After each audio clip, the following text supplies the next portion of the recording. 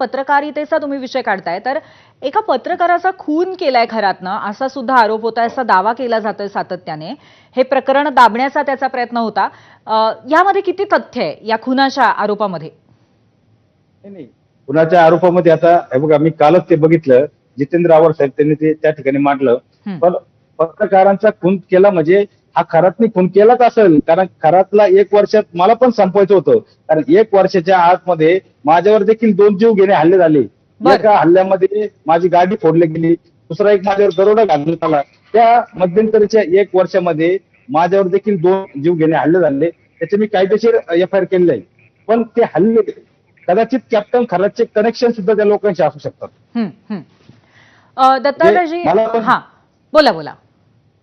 मला पण ते कॅप्टननी संपवायचा प्रयत्न केला होता.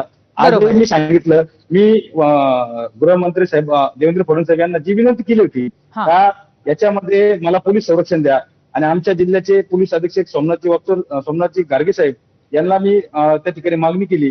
त्यांनी मला कालच त्या ठिकाणी पोलीस संरक्षण दिलेलं आहे.